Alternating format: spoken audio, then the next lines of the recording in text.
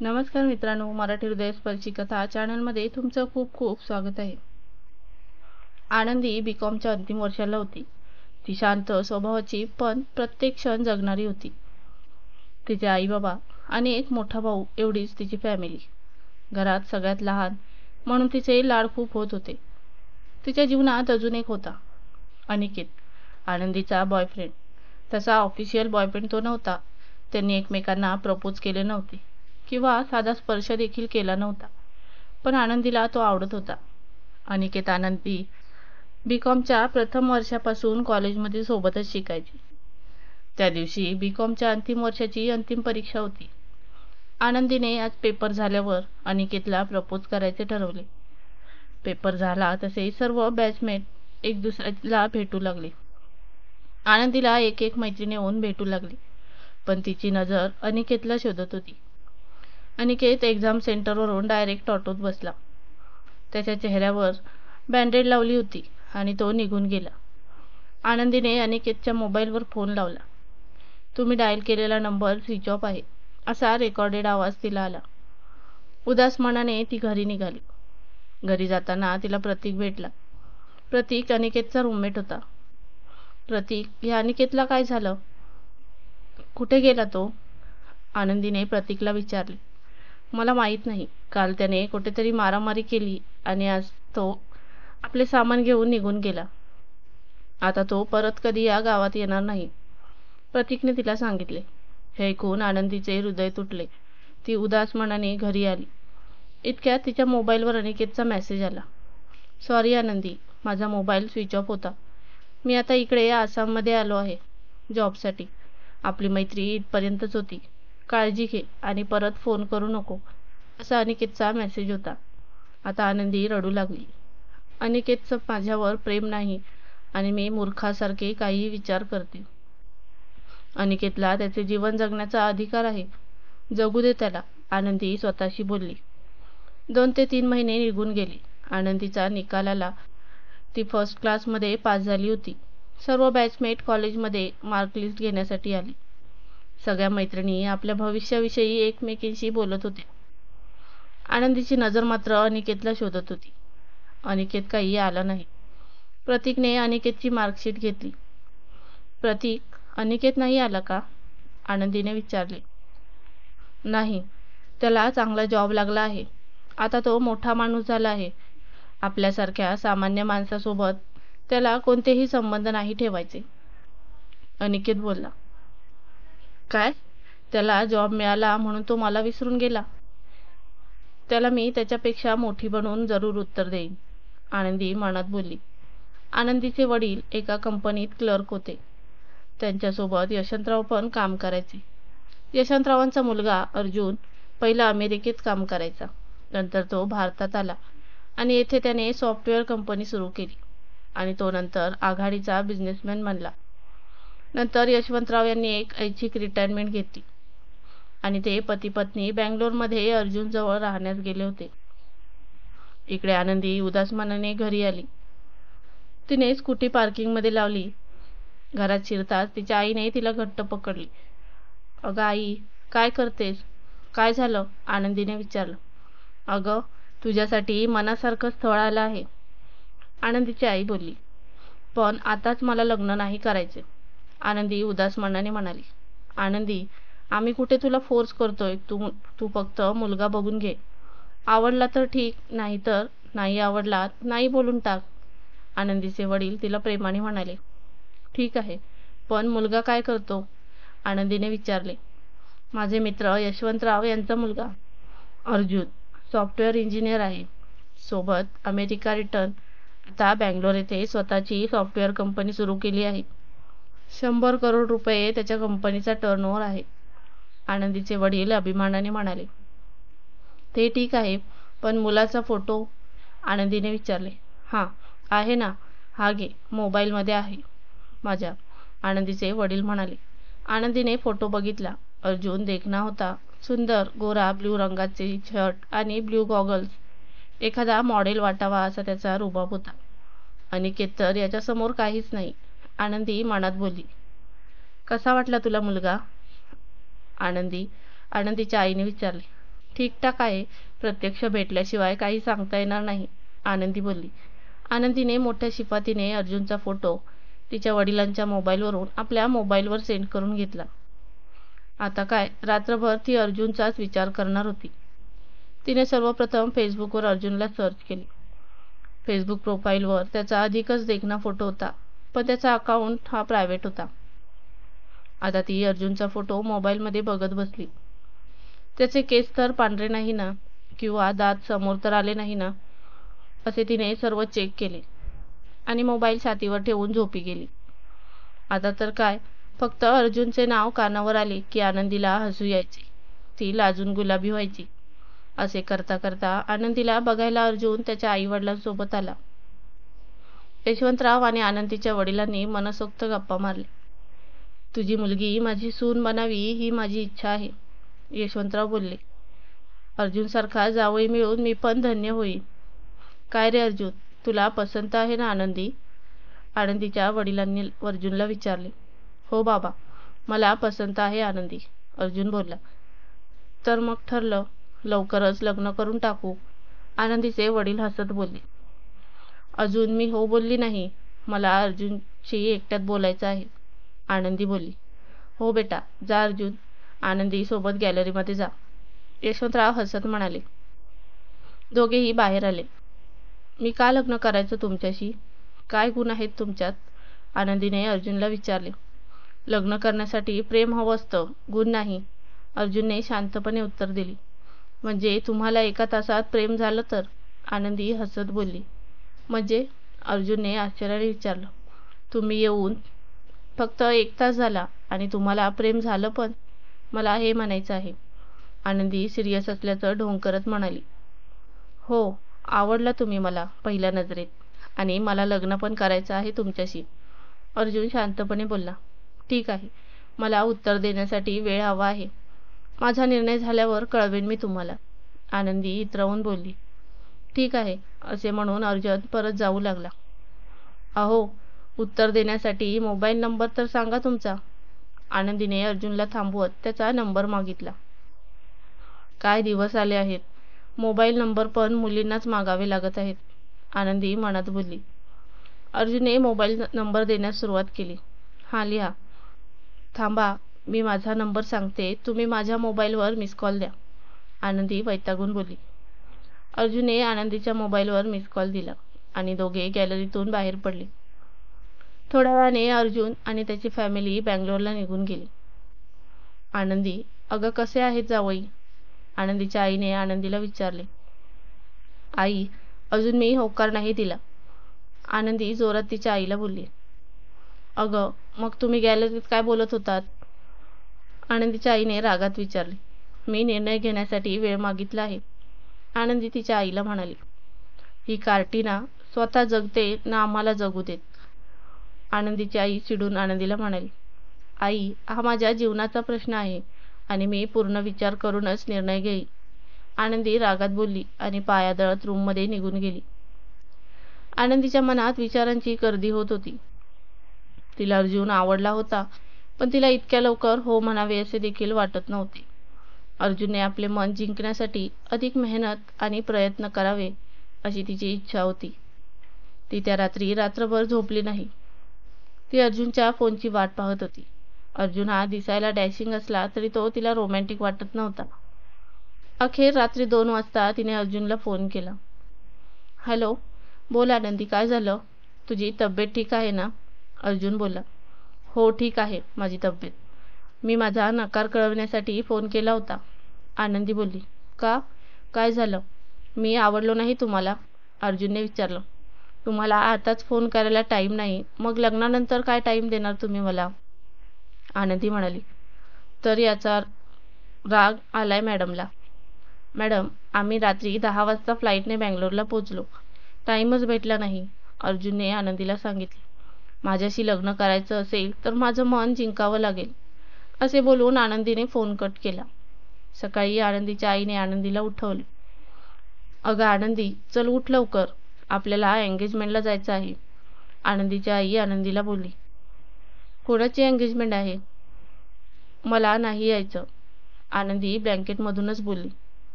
चल नाटकं नको करू, हा ड्रेस घेतलाय तुझ्यासाठी, कमीत कमी एंगेजमेंटमध्ये तरी कोणी आवडेल तुला. आनंदीची आई रागावून बोलत निघून गेली. आनंदी उठली. किती मस्त ड्रेस घेतला आईने, चला आता एंगेजमेंटला जावंच लागेल. मस्त तयारी करून ती खाली आली. खाली तिचे आई बाबा आणि मोठा भाऊ तयार होऊन बसले होते. किती वेळ लागतो ग तुला, चल लवकर, आनंदीचा भाऊ तिला बोलला. सॉरी दादा, हा ड्रेस घालायला टाईम लागला, आनंदी दिलगिरी व्यक्त करत म्हणाली. चला निघूया, वेळ होत आहे, आनंदीचे वडील सर्वांना म्हणाले. चौघे कारमध्ये बसले आणि जाऊ लागले. बघा, आज पण फोन नाही केला अर्जुनने. जर त्याने एंगेजमेंटमध्ये पोहोचेपर्यंत कॉल केला नाही तर मी एंगेजमेंटमध्येच कोणी दुसरा शोधून घेईन, आनंदी मनाशीच बोलत होती. Car Shabnam marriage hall and रेस्टॉरंटकडे वळली. शबनम मॅरेज हॉल हे शहरातील सर्वात मोठे मॅरेज हॉल होते. येथे आपले लग्न व्हावे ही शहरातील प्रत्येक मुलीची इच्छा असते. कार मॅरेज हॉलच्या एंट्रन्सवर येऊन थांबली. पाहुणे आत चालले होते. आनंदीचा भाऊ आणि वडील समोर निघून गेले. तिच्या आईला तिची रोहिणी मावशी भेटली. आनंदी, तू आत जा, मी येतेच, असं बोलून आनंदीची आई बोलत थांबली. हो, आता हेच राहिले होते, आता फिरा एकटेच, असे बोलून आनंदी मॅरेज हॉलकडे चालू लागली. एंट्रन्सपासून मॅरेज हॉलपर्यंतच्या रस्त्यावर गुलाबच गुलाब टाकले होते. तो रस्ता लाल रंगाच्या गुलाबामुळे लालेलाल झाला होता. आनंदीला हे फार आवडले. ती आपल्या मोबाईलच्या कॅमेराने या मनमोहक दृश्याचे फोटो काढू लागली. ती मॅरेज हॉलमध्ये पोहोचली तेव्हा आत अंधार होता. कोणी आहे? एक्सक्यूज मी, मला एंगेजमेंट कुठे आहे कोणी सांगेल? आनंदी अंधारात आवाज देऊ लागली. वेडी आहे मी. दुसऱ्या हॉलमध्ये घुसली वाटतं, आनंदी स्वतःशीच बोलली आणि मागे फिरली. ती मागे फिरताच क्षणी हॉलमधले लाईट्स लागले. तिच्या मागे अर्जुन होता आणि सगळे पाहुणे आजूबाजूला लपून होते. आनंदी काही बोलायच्या आतच अर्जुन खाली वाकला. त्याने आपल्या खिशातून एक रिंग बाहेर काढली. ती एक प्लॅटिनमची लाल रंगाचा डायमंड असलेली रिंग होती. Will you marry me? अर्जुनने आनंदीला सर्वांसमोर विचारले. हेच तर आनंदीला हवे होते. आपण स्पेशल आहोत याची जाणीव होणे. तिने येस बोलून आपले हात समोर केले. अर्जुनने तिला रिंग घातली. आता आनंदीचा आनंद हृदयात मावत नव्हता. काय हे? आनंदीने अर्जुनला विचारले. तूच तर बोलली होती माझे मन जिंकून दाखवा. मी जिंकून दाखवले, अर्जुन तिला प्रेमाने म्हणाला. मी वॉशरूमला जाऊन येते, असं बोलून आनंदीने हॉलमधून वॉशरूमकडे पळ काढला. काय करावे हे तिला सुचत नव्हते. हे खरं आहे की खोटं हे पण तिला समजत नव्हतं. सगळे नातेवाईक तिला कॉंग्रॅच्युलेशन्स असे म्हणत होते. आईजवळ जाऊन तिने आईला मिठी मारली आणि आई मी थोड्या वेळात येते असे म्हणून ती वॉशरूमकडे निघाली. वॉशरूमकडे जाताना वॉशरूमजवळ एक सुंदर पण खेड्याकडील दिसणाऱ्या स्त्रीने तिला आवाज दिला. तिच्या कडेवर एक गोंडस मुलगी होती. सॉरी, मी तुम्हाला ओळखलं नाही. कोण तुम्ही? आनंदीने तिला विचारले. मी यशवंतराव यांच्या फ्लॅटच्या शेजारी राहते. तू अर्जुनशी लग्न करू नको, त्याच्यापासून दूर राहा, ती सुंदर स्त्री आनंदीला बोलली. कोण ग तू आणि तुला काय करायचे आहे? मी माझं बघून घेईन. नॉनसेन्स, असे बोलून आनंदी वॉशरूममध्ये गेली. त्यानंतर अर्जुन व आनंदी सोबतच कारने घरी पोहोचली. हॉलमध्ये दोघांची फॅमिली पंडिताला घेऊन लग्नाची तिथी काढत होते. 24 दिवसानंतर लग्न करायचे ठरले. अर्जुन आणि आनंदी दोघेही खुश होते. संध्याकाळी अर्जुन आणि त्याची फॅमिली बँगलोरला निघून गेली. रात्री आपल्या लग्नाचे स्वप्न रंगवत आनंदी झोपली होती. तिला स्वप्नात एक स्त्री दिसली. त्या स्त्रीने लाल रंगाची साडी घातली होती. ती रस्त्यावर उभी होती. तिचे केस मोकळे होते आणि तिचे तोंड केसांनी झाकलेले होते. त्या स्त्रीचे हात रक्ताने माखले होते व नखे वाढलेली होती. त्या स्त्रीने आपली जीभ बाहेर काढली. ती जीभ तिच्या गुडघ्यापर्यंत लांबली. जीभ रक्ताने माखली होती. हे कोणाचे रक्त आहे? आनंदीने स्वप्नामध्ये त्या स्त्रीला विचारले. हे रक्त माझ्या मुलीचे आहे. मी माझी मुलगी खाल्ली आहे, असे बोलून ती स्त्री जोरात रडू लागली. हे ऐकून आनंदी स्वप्नात घाबरली आणि पळू लागली. ती स्त्री पण आनंदीच्या मागे धावत होती. थोड्या वेळातच आनंदीला समजले की हे एक स्वप्न आहे. तिने हळूच डोळे उघडले. तिच्या बाजूला ती लाल रंगाची साडी घातलेली स्त्री झोपून होती आणि ती तिच्या डोक्यावरून हात फिरवत होती. आनंदी घाबरली आणि उठून दरवाजाकडे पळू लागली. इतक्यात त्या लाल रंगाची साडी परिधान केलेल्या स्त्रीने तिचा हात पकडला. आता मी झोपणार नाही आणि तुला पण झोपू देणार नाही, असे बोलून ती हसू लागली. आनंदी जोरात ओरडली. तिचे आई वडील धावत आले. अगं काय झालं? का ओरडते आहे? आनंदीच्या वडिलांनी विचारले. बाबा, बघा ना ही स्त्री येथे कशी आली? आनंदी म्हणाली. कोण ग? इथे कोणी नाही आहे, आनंदीची आई बोलली. आनंदीने वळून मागे पाहिले. तिथे कोणी नव्हते. आई पण खरंच येथे एक स्त्री होती. आनंदी तिच्या आईला पकडून म्हणाली. बाळ, तू थकली आहे. तू लग्नाचे टेन्शन घेऊ नको. होईल सगळं ठीक. झोप, असे म्हणून तिचे आई वडील निघून गेले. हो, कदाचित मी थकली असेल, असे म्हणून आनंदी झोपण्याचा प्रयत्न करू लागली. पण तिच्या हातापायावर त्या स्त्रीच्या पंजाचे पकडलेले निशाण होते. सकाळ झाली. सकाळचे 11 वाजले. आनंदी अजूनही झोपलेली होती. अगं आनंदी, उठ. आपल्याला शॉपिंग करायला जायचे आहे. लग्नासाठी लेहंगा सिलेक्ट करायचा आहे ना तुझा? आनंदीची आई तिला उठवत बोलली. पोरीने केव्हापासून वेगवेगळे डिझाईन शोधून ठेवले आहेत आणि आता लग्नासाठी घ्यायची वेळ आली तर झोपली आहे, आनंदीची आई मानसी बोलली. हो ग आई, उठते, आनंदी बोलली. आनंदी इकडे बघ, आनंदीच्या आईने तिला तिच्याकडे पाहण्यास सांगितले. अगं, तुझे डोळे इतके लाल का? आईने विचारले.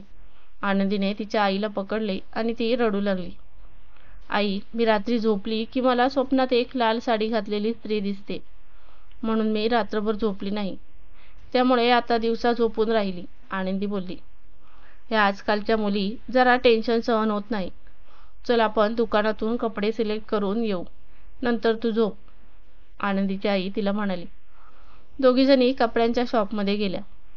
आनंदी झोपेतच होती. तिथे पोहोचल्यावर आनंदीने 2-3 लेहंगे सिलेक्ट केले. बेटा, जा ट्रायल रूममध्ये जाऊन ट्राय करून बघ. आनंदी ट्रायल रूममध्ये चालली होती. तिला वाटेत नऊवारी साडीचा ढीग दिसला. तिला शरीरात करंट आल्यासारखं वाटलं. ती साडी घेऊन ट्रायल रूममध्ये गेली. ती साडी नेसून बाहेर आली. तिचा अंदाज वेगळाच होता. तू हे का घातलं आहेस आणि तू साडी नेसणे कधी शिकली आनंदी? आनंदीची आई ओरडून बोलली. आनंदी हसली आणि दुकानामध्ये साड्या जमा करत धावू लागली. आनंदी, वेडेपणा करू नको, म्हणत तिची आई तिच्या मागे धावत होती. इतक्यात आनंदी थांबली. समोर एक महिला आपल्या लहान मुलीला कडेवर घेऊन उभी होती. माझी मुलगी, म्हणत आनंदी त्या महिलेकडे गेली आणि तिची मुलगी हिसकून पळू लागली. आनंदी त्या मुलीला कडेवर घेऊन मार्केटमध्ये पळू लागली आणि तिच्या मागे 10 ते 15 लोक. अखेर त्या मुलीच्या आईने पोलिसांना फोन केला. पोलिसांनी येऊन आनंदीला ताब्यात घेतले. आनंदीचे वडील तिला पोलीस स्टेशनमधून सोडवून घरी घेऊन आले.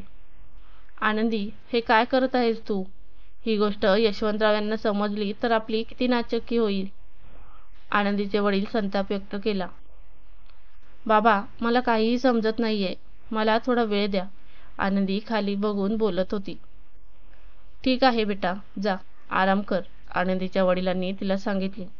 आनंदी रूममध्ये गेली.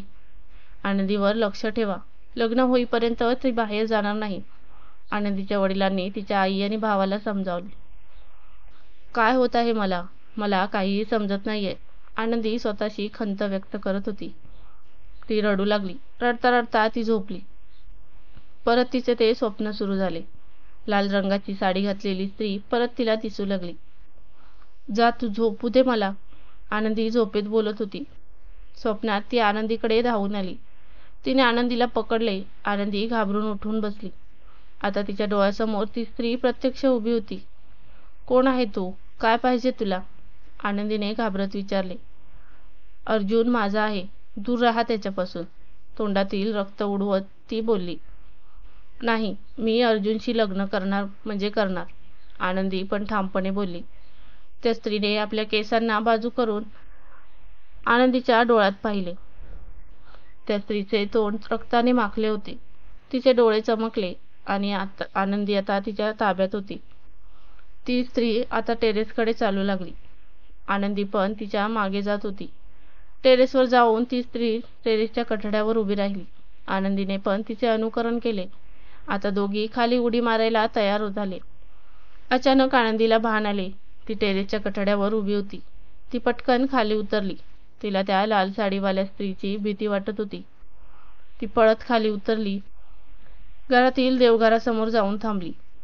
देवा, हे काय होत आहे? डोळे बंद केले तरी ती भयानक स्त्री स्वप्नात येते. डोळे उघडले तर प्रत्यक्षात त्रास देते. मी करू तरी काय? मला काही समजत नाहीये, अशी ती देवाला प्रश्न विचारत होती. सकाळ झाली. आनंदी रात्रभर देवघरासमोर बसून होती. तिने डोळे 1 मिनिट देखील बंद केले नाही. देवघराजवळ तिला काही ती स्त्री लाल साडीवाली दिसली नाही. आता दिवस उजाडला होता. ती बेडरूमकडे निघाली आणि बेडवर झोपी गेली. दुपारी 12 वाजता तिच्या आईने तिला उठवले. नवऱ्याच्या घरी असे झोपू नको. आमची प्रतिष्ठा आहे बाहेर. उठ लवकर, जेवण करून घे, आनंदीची आई तिला बोटवत बोलली. आनंदी उठून रडू लागली. आई, मला वाचव. मी वेडी होईन ग. मला विचित्र स्वप्न पडतात. एक स्त्री माझा पाठलाग करते. मला नाही सहन होतंय. आनंदीच्या आईने तिला जवळ घेतले. बाळ, रडू नको. करेन मी सगळं ठीक. उठ तू, जेवण करून घे. आपल्या आईवर विश्वास ठेवून आनंदी उठली. तिने कसेबसे जेवण केले. अन्नाचा घास काही तिच्या गळ्यातून खाली उतरत नव्हता. कोण आहे ती स्त्री? का झोपू देत नाही मला? का त्रास देते मला? असे अनेक प्रश्न तिच्या मनात गर्दी करत होते. चल आनंदी, आनंदीची आई तिला म्हणाली. कुठे आई? आनंदीने आईला परत प्रश्न केला. चल तू बस, आनंदीची आई तिला हात पकडून म्हणाली. दोघी जणी ऑटो रिक्षात बसले. आनंदीला झोप येत होती तरी ती कशीबशी तग धरून होती. ऑटो सुरू झाला. आनंदी आता ऑटोतून रस्त्यावरची गंमत बघत होती. क्षणभर ती आपले टेन्शन विसरून गेली. इतक्यात रस्त्याच्या कडेला ती लाल साडीवाली स्त्री तिला दिसली. ती हाताने तिला बोलवत होती. ऑटोवाले काका, फास्ट चालवा, असे आनंदी ऑटोवाल्याला बोलली. ठीक आहे मॅडम, असे बोलून ऑटोवाल्याने गती वाढवली. ऑटो वेगाने चालवल्यामुळे ती स्त्री गर्दीत नाहीशी झाली. आता आनंदीने आपले डोळे बंद केले आणि ती शांत बसून राहिली. इतक्यात ऑटो थांबली. आनंदी डोळे बंद करून बसली होती. ती काही बोलणार इतक्यात एक हात हळूच तिच्या खांद्यावर लागला. तो हात समोर तिच्या मानेकडे जाऊ लागला. तो हात थंड होता.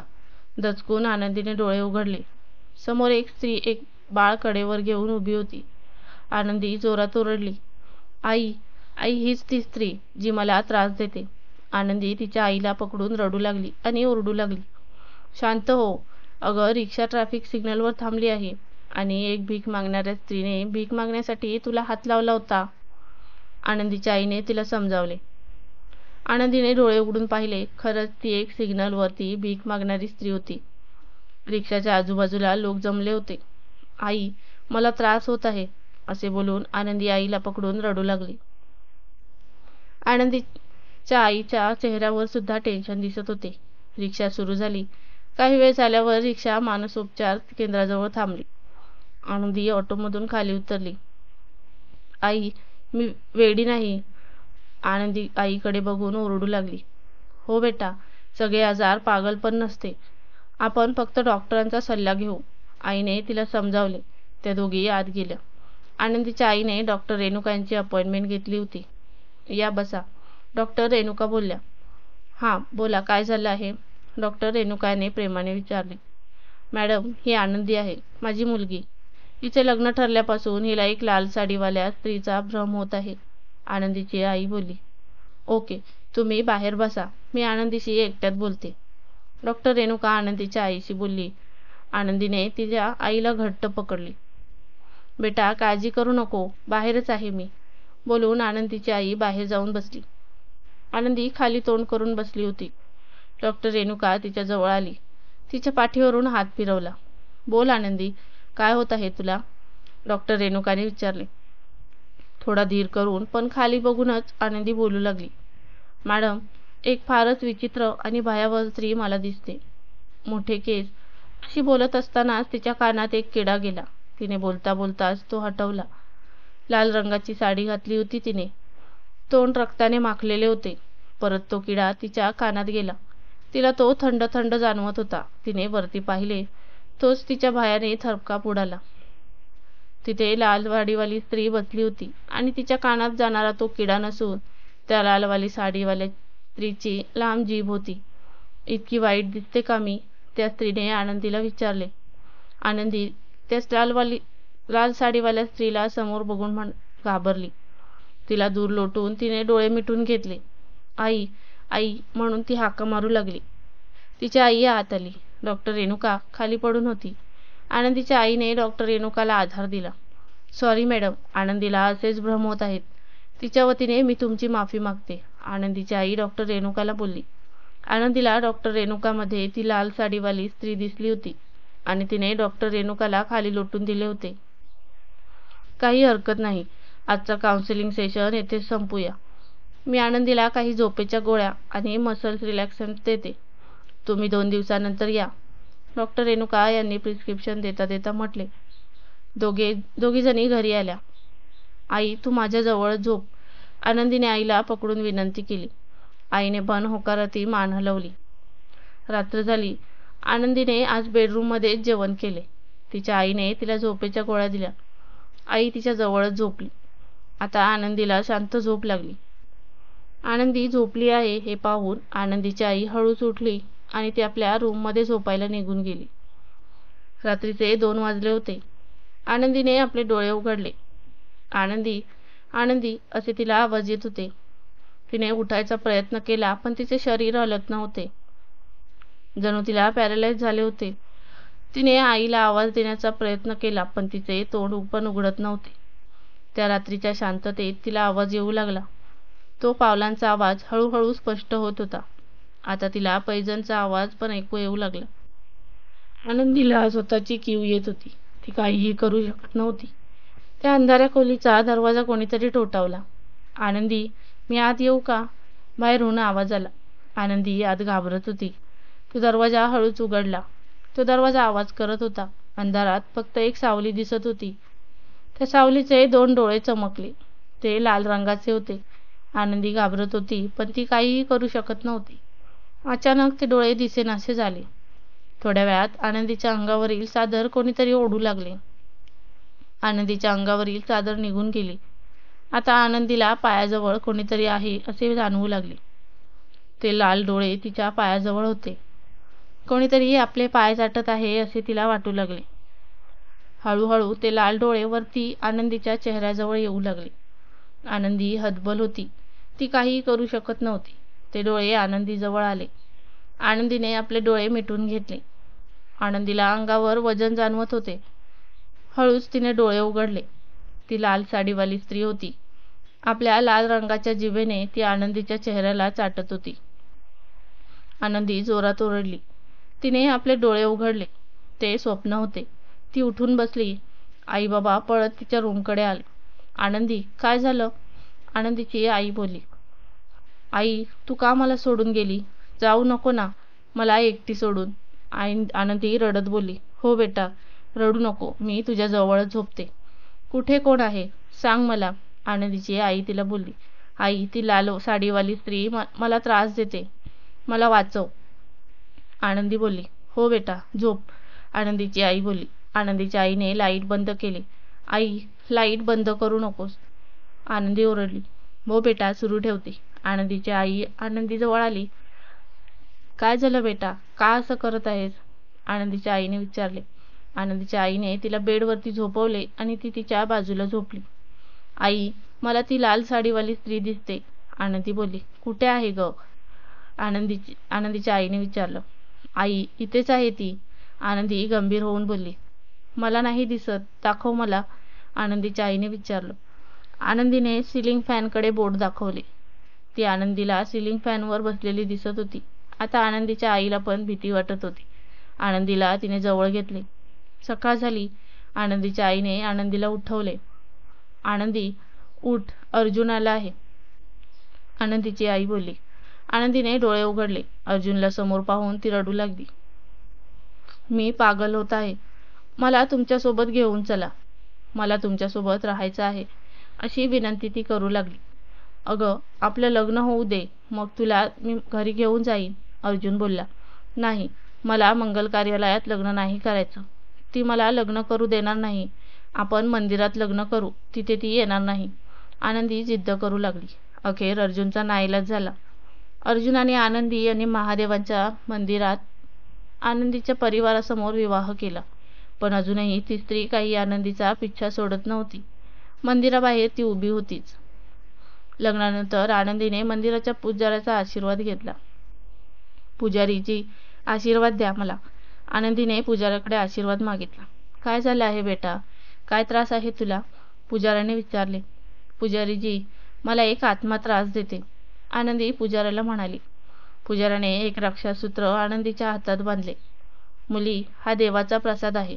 आता कोणतीही वाईट आत्मा तुझ्यात शिरणार नाही किंवा त्रास देणार नाही, असे बोलून पुजाऱ्याने आनंदीला आशीर्वाद दिला. आता आनंदी आणि अर्जुन बँगलोरकडे निघाले. दोघेही विमानात बसले. आनंदीने खिडकीकडील सीट घेतली होती. विमान सुरू झाले. तिने अर्जुनचा हात घट्ट पकडला.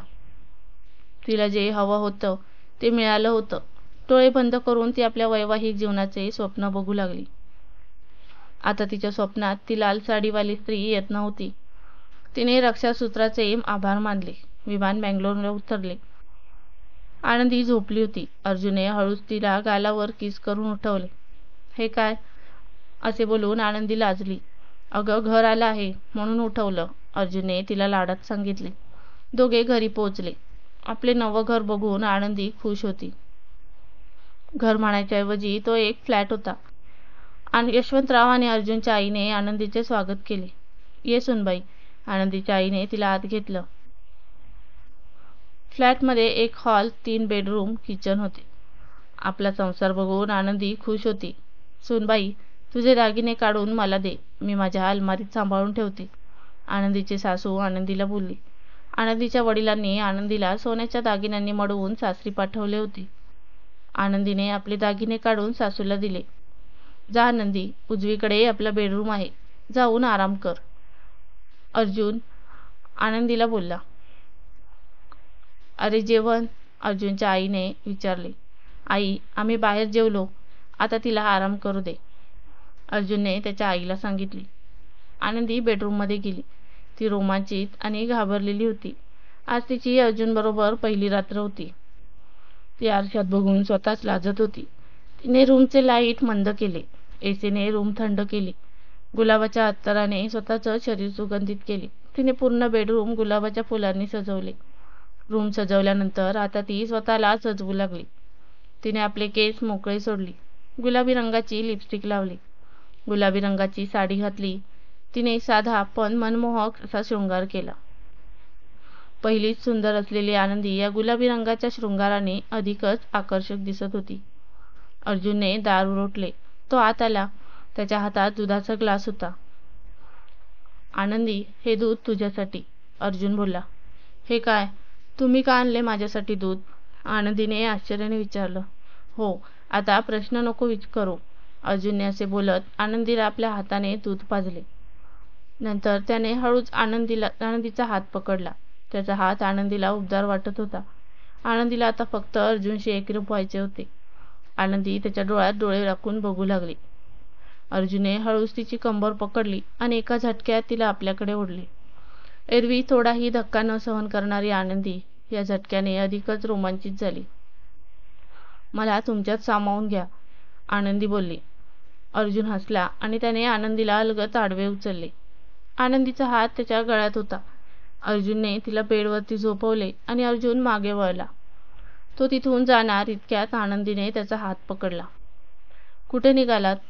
माझ्या मनात वादळ निर्माण करून आनंदी तिच्या मधोश आवाजात बोलली. 10 मिनिटं दे मला, कंपनीचं काम आहे, त्याच्याविषयी बोलण्यासाठी मिस्टर मनीष आले आहेत. हा कॉन्ट्रॅक्ट जर मला मिळाला तर आपली कंपनी अधिक मोठी होईल, अर्जुन आनंदीला प्रेमाने म्हणाला. ठीक आहे, पण लवकर या, आनंदीने स्वतःला सावरले. अर्जुन निघून गेला. आनंदी शांत बेडवर आडवी पडून राहिली. तिला अर्जुन हवा होता. हळूहळू तिचे डोळे भारी होऊ लागले आणि अर्जुनची वाट पाहत ती झोपी गेली. आनंदी, आनंदी, ओ राजकुमारी, उठा, असा आवाज आनंदीच्या कानावर आला. आनंदी उठून बसली. तिच्यासमोर तिची सासू होती. सासूचे रागाने लालबुंद झालेले डोळे बघून आनंदीला भीती वाटली. तिची साडी सुटलेली होती. तिने चादर अंगावर घेतली. काय झालं आई? आनंदीने विचारले. कामं कोण करेल राणीसाहेब? अर्जुनच्या आईने चिडून तिला विचारले. माफ करा, उशीर झाला, करते मी काम, आनंदी बोलली. आनंदीची सासू रागाने निघून गेली. आनंदी बेडवरून खाली उतरली. अचानक तिला आपले पोट दुखत आहे असे जाणवले. एकतर उशीर झाला आणि आता हे पोट पण त्रास देत आहे, आनंदीने संताप व्यक्त करत म्हटले. आनंदी आपले दुखणे विसरून कामाला लागली. ती पटकन तयार होऊन किचनमध्ये गेली. डायनिंग टेबलवर यशवंतराव आणि त्यांची पत्नी बसली होती. तुझा नवरा तर बिना चहा पिता गेला, निदान आम्हाला तरी चहा मिळू दे, आनंदीची सासू तिला टोमणे मारत बोलली. आनंदीने आपल्या माहेरी काही काम केलेले नव्हते. तिच्या घरी कामवाली होती. जेमतेम लग्न ठरल्यानंतर ती जेवण बनवणे शिकू लागली. घाबरत तिने पाणी उकळण्यासाठी गॅसवर ठेवले. आधी दूध टाकू की चहा पत्ती, ती विचार करू लागली. तिला काही सुचत नव्हते. इंटरनेटवर बघू असा विचार करून ती बेडरूममध्ये आपला मोबाईल घेण्यास गेली. बेडरूममध्ये गेल्यावर ती मोबाईल शोधू लागली. तिला तिचा मोबाईल सापडत नव्हता. तिने पूर्ण रूम शोधून काढली. सासूबाई आणि सासरे चहाची वाट पाहत असतील. आता काय करू? जाऊ दे, मी माझ्या मनाने बनवते, मोबाईल नंतर शोधेन, असं बोलून ती नाईलाजाने किचनमध्ये आली. किचनमध्ये बघते तर काय, चहा तयार झाली होती. सासूबाईंनी तयार केली असेल, आपण तर फक्त पाणी उकळत ठेवले होते, आनंदी स्वतःशीच बोलली. आनंदीने चहा गाळली आणि 2 कप भरून ती डायनिंग टेबल जवळ आली. तिच्या सासूने आणि सासऱ्याने चहा घेतली. आम्ही आज बाहेर जाणार आहोत, संध्याकाळी पर्यंत येऊ, तोपर्यंत तू जेवण तयार करून ठेव. तोपर्यंत अर्जुन पण ऑफिसमधून येईल, अर्जुनची आई बोलली. आनंदीने होकारार्थी मान हलवली. यशवंतराव आणि त्यांची पत्नी निघून गेले. आनंदीने चहा घेतली. आता तिच्यासमोर कपडे धुण्याचे आव्हान होते. तिच्या सासूने पूर्ण गावाचे कपडे धुण्यासाठी जमा केले होते असे वाटत होते. आनंदीने कधी रुमाल पण धुतला नव्हता. ती कपडे धुत बसली. 2 ते 3 तास निघून गेले. ते कपडे बकेटमध्ये भरून ती सुकवण्यास टेरेसकडे निघाली. ती जड बकेट घेऊन ती कशीबसी टेरेसपर्यंत पोहोचली. किती त्रासदायक असते हे वैवाहिक जीवन, पण अर्जुनला मिळवण्यासाठी थोडा तर त्रास सहन करावा लागेल ना. मी असे करते, सॉफ्टवेअर कंपनीमध्ये जॉब करते आणि घरी कामवाली लावते, म्हणजे मला जे काम जमते ते मी करू शकेन, आनंदी मनात विचार करत होती. तिने कपडे दोरीवर सुकवले. हे काय आहे? मागून आवाज आला. आनंदीने मागे वळून पाहिले. शबनम मंगल कार्यालयात वॉशरूमजवळ आपल्या मुलीसोबत दिसलेली स्त्री तिच्या मागे होती. कोण तुम्ही? का त्रास देता मला? आनंदी बोलली. मी आणि त्रास? मी तुला वाचवत आहे. यशवंतरावांची बायको फारच वाईट आहे, खूप त्रास देते. तुला त्या हॉलमध्ये बघताच मी समजली होती की तुला काही घरकाम येत नाही, म्हणून मी तुला अर्जुनशी लग्न करू नको अशी बोलली होती. ती स्त्री हसत बोलली. येतं मला काम, आनंदी विश्वासाने बोलली. दिसत आहे तुझं काम. तुझ्या सासूच्या साडीवरून साबण देखील निघाला नाही. कपड्यांना फक्त साबण लावून होत नाही, तर त्यांना घासावे देखील लागते, ती स्त्री बोलली. मग मी काय करू? मी कधी रुमाल देखील धुतला नाही. आनंदी खाली बसून रडू लागली. रडू नको, दे हे कपडे माझ्याजवळ, धुते मी, शिकून घे मी कशी धुते ते, ती स्त्री बोलली. त्या स्त्रीने ते कपडे घेतले आणि टेरेसवरच धुणे सुरू केले. घरकामात ती स्त्री निष्णात दिसत होती. आनंदी बाजूला उभी राहून तिचे कौतुक पाहत होती. त्या स्त्रीने अर्ध्या तासात कपडे धुवून सुकवण्यास टाकून दिले. ताई, धन्यवाद. मला काही तुमचं नाव माहीत नाही, पण तुमची मदत मी कधी विसरणार नाही, आनंदी आभार मानत बोलली. अगं, मी तुझ्या शेजारच्या फ्लॅटमध्ये राहते. तुझ्या फ्लॅटची आणि माझ्या फ्लॅटची किचनची भिंत एकच आहे. माझे नाव रुपाली आहे, पण तू मला ताईच बोल, आणि काही काम पडले तर बोलायला संकोच करू नको, रुपाली तिला बोलली. ताई, मला संध्याकाळचे जेवण तयार करायचं आहे, पण मला जेवण करता येत नाही. तुम्ही काही मदत कराल? आनंदीने रुपालीला विनंती केली. अगं, तुझ्या फ्लॅटमध्ये मी काही येऊ शकत नाही. माझ्या नवऱ्याने मला तिथे येण्यास मनाई केली आहे. पण तू किचनमध्ये जाऊन तुझ्या गॅसच्या भिंतीला लागून असलेल्या भिंतीजवळ थांब. तेथून आपण संवाद साधू शकतो. नंतर मी जसं बोलेन तसं कर. रुपाली बोलली. ताई, तुम्ही तुमच्या किचनमध्ये, मी माझ्या. आपला संवाद कसा होईल? आनंदी वैतागून बोलली. अगं, ती भिंत पोकळ आहे आणि भिंतीला कान लावले की आवाज स्पष्ट येतो. अशाच प्रकारे मी तुला मदत करू शकेन. जा लवकर किचनमध्ये, रुपाली बोलली. आनंदी किचनमध्ये गेली. ताई, आली मी किचनमध्ये, आनंदी बोलली. हो आनंदी, आता मी सांगते तसं कर, रुपाली बोलली. आनंदीला रुपालीचा आवाज ऐकू येत होता. आता आनंदी रुपालीने सांगितल्याप्रमाणे जेवण तयार करू लागली. हळूहळू करत आनंदीने रुपालीच्या मदतीने जेवण तयार केले. आनंदी, जेव्हा तुला माझी गरज पडेल तेव्हा ही भिंत 2 वेळा हाताने ठोकायची. मी तुला माझ्या किचनमधून मदत करेन, असं रुपाली बोलली. आता आनंदीला धीर आला. संध्याकाळी यशवंतराव त्यांच्या पत्नीसोबत घरी आले. काय गं, जेवण झालं का? आनंदीच्या सासूने ठणकावून विचारले. हो आई, झालं. मी यांची वाट पाहत आहे, आनंदी बोलली. माझा मुलगा काही तुझ्यासाठी लवकर येणार नाही. त्याचे जेवण काही आपल्यासारखे सामान्य नाही. तू जेवण वाढ आमच्यासाठी, आनंदीची सासू बोलली. आनंदीला भीती वाटत होती. कसं झालं असेल जेवण? सासूबाईंना आवडेल का? असे अनेक प्रश्न तिच्या मनात होते. दोघांनी जेवण केले. दोघांनी पोट भरून जेवण केले म्हणून आनंदी खुश होती. ते दोघे उठून आपल्या बेडरूमकडे निघून गेले. आता आनंदी एकटीच जेवण करायला बसली. ती जेवण करतच होती की कोणी मागून तिला आनंदी असा आवाज दिला. तिने मागे वळून पाहिले. तिथे तीच लाल साडीवाली स्त्री होती. आनंदी, मला पण जेवून दे, भूक लागली आहे, आपली रक्ताने माखलेली जीभ दाखवत ती बोलली. आनंदीच्या आयुष्यात ती परत आली होती, पण आनंदीला आता तिची सवय झाली होती. आनंदी तिला घाबरली, पण तिने आपले मानसिक संतुलन बिघडू दिले नाही. आता तिने आपले हातातील रक्षासूत्र त्या पिशाचिनीला दाखवले. ते रक्षासूत्र बघताच ती नाहीशी झाली. आनंदीने ती भांडी आणि आपले जेवणाचे ताट तसेच डायनिंग टेबलवर राहू दिले आणि आपल्या बेडरूममध्ये पळ काढला. ती अंगावर चादर घेऊन आडवी झाली. अचानक बाहेरचा फ्लॅटचा दरवाजा कोणी उघडला. कोण आले आता? चोर तर नाही, आनंदी स्वतःशी बोलली.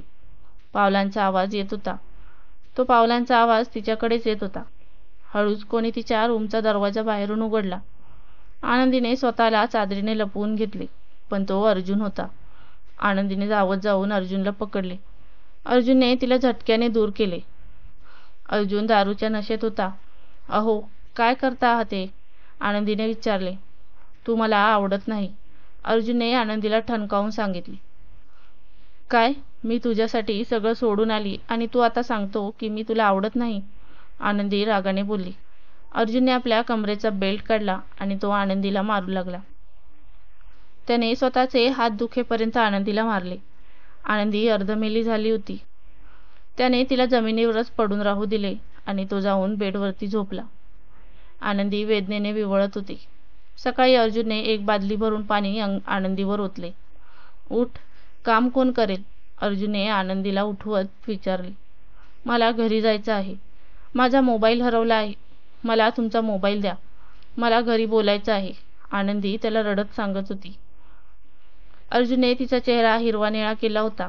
तुझा मोबाईल हरवला नाही आहे. तो मोबाईल मीच तोडून फोडून टाकला आहे. आणि आता तू कुठे जाऊ शकत नाही, कारण या इमारतीखालील चौकीदार तुला कुठेही जाऊ देणार नाही, अर्जुन हसत म्हणाला. आनंदी रडू लागली. उठ लवकर आणि कामाला लाग. जर तू तुझे काम व्यवस्थित केले तर मी तुला आज मारणार नाही. बघ, चेहरा किती खराब झाला आहे तुझा. हेच तर काम आहे मला, अर्जुन तिची खिल्ली उडवत बोलला. आनंदीला अधिक मार खायचा नव्हता. ती तशीच उठली आणि किचनमध्ये गेली. किचनमध्ये रात्रीची भांडी स्वच्छ करून ठेवले होते. अर्जुनच्या आईने धुतली असावी, आनंदी स्वतःशी बोलली. आता आनंदीला कपडे धुण्यासाठी जायचे होते. तिने अर्जुनची अलमारी उघडली. महागडे ब्रँडेड कपडे, महागडे परफ्यूम, महागडे वॉचेस यांनी अर्जुनची अलमारी भरली होती. तिने हळूच खराब झालेले ड्रेस धुण्यासाठी घेण्यास सुरुवात केली. इतक्यात अलमारीमधून एक फोटो अल्बम खाली पडला. आनंदीने ते उघडून पाहिले. ते अर्जुनच्या लग्नाचे अल्बम होते. अर्जुनचे रुपालीसोबत लग्न झाले होते. आता आनंदीला सर्व समजू लागले होते. रुपालीचे तिच्या जवळ येणे, तिला लग्न न करण्याचा सल्ला देणे म्हणजे अर्जुनला रुपाली आवडते, आनंदी स्वतःशी बोलली. ती रागात फ्लॅटच्या बाहेर पडली आणि रुपालीच्या फ्लॅटकडे जाऊ लागली. रुपालीच्या फ्लॅटला लॉक होते. ती टेरेसवर असेल, आनंदी स्वतःशी बोलली आणि टेरेसकडे जाऊ लागली. रुपाली टेरेसवरच होती. तिच्या कडेवर तिचे बाळ होते. ती इमारतीवरून बाहेरचं जग पाहत होती. म्हणजे तू आहे अर्जुनच्या जीवनात. का फसवलं मला तुम्ही दोघांनी? आनंदी रडत म्हणाली. माझं सत्य तू समजते तसं नाही आहे आनंदी, रुपाली बोलली. काय आहे मग सत्य? आनंदीने रुपालीला विचारले. माझी प्रेमकथा सुरू झाली 3 वर्षांपूर्वी. मी काही जास्त शिकलेली नव्हती, पण मी दिसायला सुंदर होती. माझ्या गावातील मुले माझी एक झलक पाहण्यासाठी तासनतास माझ्या घरासमोर उभे राहायचे. पण मी माझे हृदय दिले होते यशवंतराव यांच्या मुलाला, म्हणजे अर्जुनला. अर्जुनचे मूळ गाव आणि माझे गाव एकच होते. तो सुट्टीत आला की माझ्यासोबत खेळायचा. आम्ही दिवसभर गप्पा मारायचो, शेतात जायचो, चिंचा पाडायचो. पण त्याने 12वी नंतर गावात येणे बंद केले. अधूनमधून तो मोठा इंजिनियर झाला आहे किंवा अमेरिकेत राहतो अशी बातमी यायची. मी त्याची आतुरतेने वाट पाहत होते. मला त्याला बघायचे होते. अचानक एक दिवस यशवंतराव घरी आले आणि त्यांनी माझ्यापुढे लग्नाचा प्रस्ताव ठेवला. माझे पूर्ण कुटुंब आनंदी होते. पण लग्नासाठी हुंड्यात यशवंतरावांनी 50 लाखाची मागणी केली. माझ्या कुटुंबाने त्यांची मागणी मान्य केली. आपली जमीन विकून आणि काही कर्ज काढून माझ्या कुटुंबाने यशवंतराव यांना 50 लाख रुपये दिले. माझ्या लग्नाचा दिवस उजाडला. माझ्या कुटुंबाने अर्जुनच्या नातेवाईकांच्या सर्व इच्छा पूर्ण केल्या. त्याच्या रुबाबाला शोभेल असे गावात मंडप उभारले. गाव जेवण दिले. त्या दिवशी गावातले कुत्रेही उपाशी झोपले नव्हते. माझ्या वडिलांनी आणि भावांनी आपले उपजीविकेची जमीन विकून माझा हा हट्ट पुरवला होता. मी अर्जुनच्या फ्लॅटमध्ये नवरी बनून आली. त्या दिवशी मी आपल्या सुखी भावी आयुष्याची स्वप्ने रंगवत होती. पण तेथे गेल्यावर यशवंतराव आणि त्याच्या पत्नीने आपले रंग दाखवायला सुरुवात केली. गृहप्रवेश करताच त्यांनी माझ्या वडिलांनी दिलेले दागिने हिसकावून घेतले. अर्जुनसाठी मी हसत हसत ते त्यांना देऊन टाकले. लग्नाच्या पहिल्या रात्री अर्जुन माझ्याजवळ आला. तो माझ्याशी प्रेमाच्या गोष्टी करेल अशी माझी अपेक्षा होती. पण त्याने अशा कोणत्याही गोष्टी केल्या नाहीत. त्याने एक ग्लास दूध आणले आणि मला पिण्यास सांगितले. मी ते प्यायले. ते दूध पिऊन मी बेडवर आडवी झोपली. अर्जुन पण माझ्याजवळ झोपला. हळूहळू माझे डोळे जड होऊ लागले आणि मी झोपी गेली. नंतर मला एकदम सकाळीच जाग आली. मला काहीतरी विचित्र वाटत होते, पण मी तिकडे दुर्लक्ष केले आणि तयार होऊन घरकामाला लागली. मी दिवसभर न थकता काम करत असे. एवढे काम करून पण मी अर्जुनच्या आईचे आणि यशवंतराव यांचे टोमणे ऐकत असे. प्रसंगी अर्जुनची आई हात पण उगारत असे, पण आपली आई समजून मी सहन करून घेत असे. असाच माझा दिनक्रम 15 ते 20 दिवस चालला. पण अर्जुनशी माझ्या काही मन भरून गोष्टी झाल्या नाहीत. तो दिवसा घरी नसायचा आणि रात्री आला की मला दूध पाजायचा व मी झोपून जायचे. मला ते दूध काही विचित्रच वाटायचे. त्याची चवच वेगळी होती. एके रात्री मी ते दूध पिण्याचे नाटक केले आणि फक्त डोळे बंद करून बेडवर आडवी झाली. अर्ध्या तासाने दारावरची बेल वाजली. अर्जुन उठला आणि बाहेर गेला. बाहेर कोणीतरी आले होते. अर्जुनने त्याला आत घेतले. हॉलमध्ये ग्लासचा आवाज ऐकू येत होता. अर्ध्या तासाने अर्जुन बेडरूममध्ये आला. त्याने बेडरूमचे दार लावले. त्याच्यासोबत दारूचा वास पण रूममध्ये आला. तो माझ्या बाजूला झोपला. मी डोळे लावून पडून होती. इतक्यात त्याने माझा हात उचलला. अर्जुनने आज माझा पहिल्यांदा स्पर्श केला म्हणून मी आनंदी होते. तो माझ्या बोटांना चावू लागला. हे काय करत आहात बोलून मी डोळे उघडले तर तो अर्जुन नव्हता. कोणी दुसराच पुरुष होता. मी उठून बाजूला झाली. अर्जुन, आई बाबा, आपल्या घरात चोर घुसला आहे, मी ओरडू लागली. अर्जुनने बेडरूमचा दरवाजा उघडला. त्याच्या मागे त्याचे आई बाबा पण आले. बघा ना अर्जुन, हा माणूस आपल्या बेडरूममध्ये शिरला आणि माझ्याजवळ झोपला होता. मी अर्जुनला पकडून बोलली. अर्जुनने मला स्वतःपासून दूर केले. हे मिस्टर मुकुंद आहेत. ते आपल्या कंपनीमध्ये लाखो रुपये लावणार आहेत. त्यांना खुश ठेवणे तुझी जबाबदारी आहे. मला त्या परपुरुषाकडे लोटत अर्जुन बोलला. हे काय? अहो, तुम्ही मला स्वतःच्या फायद्यासाठी दुसऱ्या माणसाबरोबर झोपण्यास सांगत आहात. मी तुमची पत्नी आहे. मी अर्जुनकडे हे पाप न करण्याची विनंती केली. हे पाप तर तू प्रत्येक रात्री येथे आल्यापासून करत आहेस. मी रोज रात्री झोपेच्या गोळ्या असलेले दूध तुला पाजतो आणि तू झोपल्यावर माझ्या कंपनीत पैसे लावणारे किंवा माझ्या कंपनीला कॉन्ट्रॅक्ट देणारे लोक तुझा उपभोग घेतात. त्यासाठीच तर मी तुझ्याशी लग्न केले आहे. माझे लग्न पहिलेच एका अमेरिकन स्त्रीबरोबर अमेरिकेत झाले आहे. ती या शहरातच दुसरीकडे राहते. अर्जुन हसत बोलला. माझ्यासोबत विश्वासघात झाला होता. मी त्याच्या आईबाबांजवळ गेली. ते तेथेच उभे होते. आई, बघा ना अर्जुन काय म्हणतायत. मी तिचा हात पकडत बोलले. अर्जुनच्या आईने माझ्या कानाखाली वाजवली. ए पोरी, मी काही तुझी आई नाही. माझ्या मुलाला तुझ्याशी लग्न करायचे नव्हते, पण मी त्याला हा उपाय सांगितला. तुझ्या बापाकडून मिळालेल्या 50 लाखाने त्याने कंपनी उभारली आणि आता तिला चालवण्यासाठी तू या माणसांना खुश कर. या फसवेगिरीत सगळे सामील होते, पण मी त्या पुरुषाच्या जवळ जाण्यास नकार दिला. अर्जुनने सगळ्यांना रूम बाहेर जाण्यास सांगितले. त्याने कमरेचा बेल्ट काढला आणि मन भरेपर्यंत मला मारले. त्या माराने मी अर्धमेली झाली. त्याने मला उचलले आणि बेडवरती टाकले. माझे शरीर हलत पण नव्हते. नंतर तो पुरुष आत आला आणि त्याने माझा मन भरेपर्यंत उपभोग घेतला. ते सहन केल्याशिवाय माझ्याजवळ पर्याय नव्हता. सकाळ झाली तसा तो पुरुष निघून गेला. मी उठली. मला चालता पण येत नव्हते. तशीच मी बाथरूममध्ये गेली. शॉवर चालू करून त्याच्या खाली बसली. थोडा वेळ बसून मी पटकन साबण घेतला आणि जोरजोरात शरीराला लावू लागली. नंतर माझ्या शरीराला घासू लागली. माझे अपवित्र झालेले शरीर मला स्वच्छ करायचे होते. मला माझ्या शरीराचा किळस येत होता. शेवटी मी आंघोळ आटपून बाहेर आली. यशवंतराव आणि त्यांची बायको डायनिंग टेबलवर शांत बसून होते. त्यांच्यासाठी काहीच झाले नव्हते. आता माझी हीच दिनचर्या झाली होती. दिवसा काम करायचे आणि रात्री अर्जुन जे पुरुष घरी आणेल त्यांना खुश करायचे. फक्त टेरेसवरती आली की शांती मिळायची.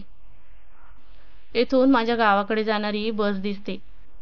ती बघ आता पण दिसत आहे, पण त्या बसमध्ये बसून जाता येत नव्हते. खाली अर्जुनचा चौकीदार उभा असे आणि खरं तर माझी पण जाण्याची इच्छा नव्हती. कसं जाऊ परत बाबा आणि भावाकडे. पहिलेच त्यांनी माझ्यामुळे जमीन विकली आणि नंतर ते कर्जबाजारी झाले. मला त्यांना अजून त्रास द्यायचा नव्हता. असे करत 6 महिने निघून गेले. एक दिवस स्वयंपाक करताना मला एक उपाय सुचला. माझ्या या सुंदरतेमुळेच हे परपुरुष रात्री माझ्या जवळ येतात. जर हा चेहराच मी विद्रूप करून टाकला तर. मी खूप खुश झाली. आता आपली या नरकातून सुटका होईल असे मला वाटू लागले. मी गॅसवर तवा गरम होण्यास ठेवला. तो तवा गरम झाल्यावर मी माझा चेहरा त्या तव्यावर ठेवणार होती तेवढ्यात मला मळमळ सुरू झाली. मी वॉश बेसिनकडे गेली. तिथे उलटी करू लागली. अर्जुनच्या आईने हे पाहिलं आणि ती माझ्या जवळ आली. अभिनंदन, तू आई होणार आहेस, ती हसत बोलली आणि मी चिंतेत पडली. आता या दुसऱ्याच्या बाळाचा सांभाळ अर्जुन करेल का? मी याला जन्म देऊ की नको? या बाळाची काय चूक? मी या बाळाला जन्म देईन, मी स्वतःशीच बोलली. मी स्वतःचा चेहरा खराब करण्याचा विचार सोडून दिला. रात्री अर्जुन घरी एका नव्या पुरुषाला घेऊन आला. मी त्याला त्याच्या आई वडिलांच्या रूममध्ये घेऊन गेली. मी तुमच्या प्रत्येक गोष्टी मान्य करेन. तुम्ही जसे बोलाल तसे करेन, पण मी आई बनणार आहे. कृपा करून त्या बाळास या जगात येऊ द्या, मी त्यांना विनंती केली. अर्जुन रागाने लाल झाला. तो माझ्यावर धावून आला. इतक्यात यशवंतराव यांनी त्याला अडवले. पोरी, तू आमच्या इच्छा पूर्ण कर, आम्ही तुझी इच्छा पूर्ण करू, यशवंतराव बोलले. मी त्यांची अट मान्य केली. 9 महिन्यानंतर मला एक मुलगी झाली. तीच माझं जग होती. मी ते बोलतात त्याप्रमाणे वागायची. ते माझ्या मुलीला जगू द्यायचे. माझा वापर करून अर्जुनची कंपनी मोठी झाली होती. तो कंपनीच्या कामासाठी जास्त वेळ परदेशातच असायचा. मी आणि माझी छोटी परी दोघे या टेरेसवर खेळायचे, जगायचे. माझे पूर्ण दुःख तिने नाहीसे केले होते. साधारण परी 1 वर्षाची झाली होती. त्या दिवशी मी अर्जुन आणि त्याच्या आई वडिलांसाठी चहा बनवत होती. मी चहा घेऊन त्यांच्या रूममध्ये जाऊ लागली. रूमचा दरवाजा थोडा उघडा होता. तिघेजण त्या रूममध्ये बसून परीविषयी काहीतरी बोलत होते. मी दारातच थांबून त्यांच्या गप्पा ऐकू लागली. बरं केलं बाबा, तुम्ही त्या दिवशी मला रुपालीला काही करण्यापासून अडवले. आता त्या परीला जगण्यासाठी रुपाली आपल्या सगळ्या गोष्टी मान्य करते. अर्जुन बोलत होता. अरे बेटा, काही दिवस थांब. आता काही दिवसात ती परी मोठी होईल. एकतर ती तिच्या आईची जागा घेईल किंवा आपण ती 18 वर्षाची झाली की पैसे घेऊन एका श्रीमंत म्हाताऱ्यासोबत तिचे लग्न लावून देऊ. असे बोलून यशवंतराव बाकीचे हसू लागले. हे ऐकून मी स्तब्ध झाली. माझे सासरचे माणसाच्या रूपात मला राक्षस जाणवू लागले. एकाएकी माझ्या हातातील चहाचा ट्रे खाली पडला आणि आवाज आला. आमच्या गप्पा चोरून ऐकते असं म्हणून अर्जुन माझ्या मागे धावला. मी पण धावत सुटली. हॉलमध्ये खेळणाऱ्या परीला उचलून मी किचनमध्ये गेली आणि किचनचा दार लावून घेतला. बाहेर अर्जुन दार जोरजोरात ठोकत होता. मला काय करावं ते सुचत नव्हतं. मला माझ्या परीसाठी माझ्यासारखे जीवन नको होते. मी तिला जवळ घेतले आणि या हाताने तिचे तोंड व नाक बंद केले. थोडा वेळ संघर्ष करून ती शांत झाली. इतक्यात अर्जुनने किचनचे दार तोडले. अर्जुन आणि त्याची आई आत शिरली. आता मी सर्वांना तुमच्याविषयी सांगेन. माझ्या मुलीचा वापर करून तुम्ही माझ्या विरुद्ध नाही करू शकत. मी तुम्हाला माझ्यासारखे दुसऱ्याचे जीवन खराब नाही करू देणार. मी त्यांना बोलली. माझ्या विरुद्ध जाशील असे बोलून अर्जुनच्या आईने माझे डोके पकडले आणि माझे डोके भिंतीवर आदळू लागले. यातच माझा मृत्यू झाला. रुपाली हे सर्व सांगत असताना तिच्या डोळ्यातील पाणी थांबत नव्हते. रुपालीचे हे बोलणे ऐकून आनंदीला धक्काच बसला. आनंदी हे ऐकून खाली फ्लॅटमध्ये जाऊ लागली. आनंदी, थांब, माझे बोलणे ऐकून घे. मी तर फक्त एक आत्मा आहे, पण खाली प्रत्यक्ष राक्षस आहेत. रुपाली आनंदीला विनंती करत बोलली. आनंदी घाबरून थांबली. आनंदी, मला तुझे अहित नाही करायचे. तुझी लाल रंगाचा डायमंड असलेली रिंग घालते ना, ती माझी होती. माझ्या मुंबईत असणाऱ्या आत्याने मला लग्नात दिली होती. ती मी नेहमी घालून ठेवायची. मला भिंतीवर आदळून मारल्यावर माझ्या सासूने माझे बोट तोडून ती रिंग काढून घेतली. तीच रिंग अर्जुनने तुला प्रपोज करताना दिली. त्या रिंगमुळेच मी तुला दिसायची. ती लाल रंगाची साडीमध्ये दिसणारी स्त्री मीच होती. मी तुला अर्जुनशी लग्न करू नको म्हणून मॅरेज हॉलमध्ये बजावले होते. तू ऐकलं नाही म्हणून मी तुझ्या स्वप्नात येऊन तुला घाबरवत होते, जेणेकरून तुला पागल समजून अर्जुन तुझ्याशी लग्न करणार नाही असं मला वाटलं. पण तू अर्जुनशीच लग्न केले. आता तू लवकरात लवकर इथून पळून जा. असं बोलून रुपाली तिच्या मुलीला घेऊन गायब झाली. आनंदीला अर्जुन आणि त्याच्या कुटुंबाचा राग येत होता. ती खाली रूममध्ये आली. तिला अर्जुनचा मोबाईल डायनिंग टेबलवर ठेवलेला दिसला. तिने तो उचलला आणि पोलीस स्टेशनला फोन लावला. बंगलोरमध्ये असल्यामुळे फोनवरील पोलीस कानडी भाषेत बोलत होता. ती इंग्रजीमध्ये संवाद साधणार इतक्यातच अर्जुनने मागून तिच्याकडून मोबाईल हिरावून घेतला. पोलिसांकडे जाशील असे बोलून अर्जुनने तिचा गळा पकडला. हो, मी तुला घाबरणार नाही. तुमचे सत्य समोर आणेन. आनंदी न घाबरता अर्जुनला बोलली. अर्जुनने तिला लोटून दिले आणि आपला बेल्ट काढला. आनंदी घाबरत किचनमध्ये शिरली, पण किचनचा दारच नव्हते. अर्जुनने रुपालीच्या वेळेसच ते दार तोडले होते. आता आनंदी फसली होती. अर्जुन तिच्या जवळ आला आणि तिचे डोके पकडून भिंतीला आदळू लागला. इतक्यात रुपाली प्रकट झाली. मृत रुपालीला प्रत्यक्षात बघून अर्जुन घाबरला आणि ही संधी साधून आनंदी फ्लॅटमधून बाहेर पडली. त्या बिल्डिंगच्या चौकीदाराला चकवा देऊन तिने पोलीस स्टेशन गाठले. ती पोलिसांना घेऊन अर्जुनच्या फ्लॅटमध्ये आली. इन्स्पेक्टर एक मराठी माणूस होता. इन्स्पेक्टर साहेब, या माणसाने आपल्या पहिली पत्नी रुपालीचा खून केला आहे. आनंदी इन्स्पेक्टरला म्हणाली. नाही साहेब, या मुलीला मानसिक आजार आहे, ही पहा त्याची फाईल. आणि माझी पहिली सून हरवली आहे, ही पहा तिची हरवण्याच्या तक्रारीची प्रत. आनंदीच्या सासूने इन्स्पेक्टरला कागदपत्रे दाखवली. मॅडम, रुपालीचे मृत शरीर मिळवल्याशिवाय आम्ही तिला मृत मानू शकत नाही. ती आमच्यासाठी आज पण हरवलेली आहे. इन्स्पेक्टर आपली हतबलता व्यक्त करत बोलला. आनंदी, तू आता जा. तुला आम्ही नंतर बघून घेऊ. अर्जुन तिला हसत बोलला. आनंदी इन्स्पेक्टरसोबत बाहेर जाण्यास निघाली. इतक्यात तिला काही आठवले. रुपालीला मारून तिला तिच्या मुलीसोबत अर्जुनने किचनच्या भिंतीमध्ये गाडले होते. म्हणून रुपालीने काही काम असेल की भिंतीला ठोक असे आनंदीला सांगितले होते. ती भिंत तोडली आणि रुपाली इन्स्पेक्टरला सापडली. त्याने अर्जुन व त्यांच्या कुटुंबाला अटक केली. खोटे बोलून लग्न केल्यामुळे अर्जुनसोबतचे आनंदीचे लग्न कोर्टाने अमान्य केले. आनंदी आता पुण्यामध्ये काम करू लागली. एके दिवशी रस्त्याने कंपनीला जात असताना तिला अनिकेत दिसला. त्याला बघून आनंदी तेथून वेगाने जाऊ लागली. अनिकेतने तिला थांबवले. थांब आनंदी, मी तुला सोडून गेलो नव्हतो. तुझ्या भावाला तुझ्या आणि माझ्याविषयी माहीत पडले होते. त्याने अखेरच्या पेपरच्या 1 दिवस आधी मला पकडून मारले होते आणि तुझ्यापासून दूर राहण्यास सांगितले. मी परत आलो होतो, पण तुझे लग्न ठरले होते. अनिकेत बोलला. तर तू आता कसा आलास? तुला कोणी सांगितलं माझ्याविषयी? माझा पत्ता तुला कसा भेटला? आनंदीने अनिकेतला विचारले. मला त्या स्त्रीने सांगितलं तुझ्याविषयी. तुझा पत्ता पण तिने दिला. अनिकेतने रस्त्याच्या पलीकडे बोर्ड एका स्त्रीकडे दाखवले. ती रुपाली होती.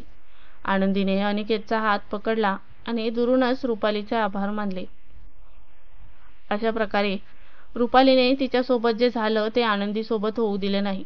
एका चांगल्या मैत्रिणीप्रमाणे आनंदीची मदत केली आणि अर्जुनला जेलमध्ये पाठवून स्वतःलाही न्याय मिळवून दिला. मित्रांनो, तुम्ही यातून काय शिकलात ते कमेंट करून नक्की सांगा. आणि कथा आवडली असेल तर आपल्या चॅनलला सबस्क्राईब करून बेल आयकॉनचे बटन ऑलवर सेट करा, जेणेकरून नवीन व्हिडिओचे नोटिफिकेशन सर्वात पहिले तुम्हाला मिळेल. धन्यवाद.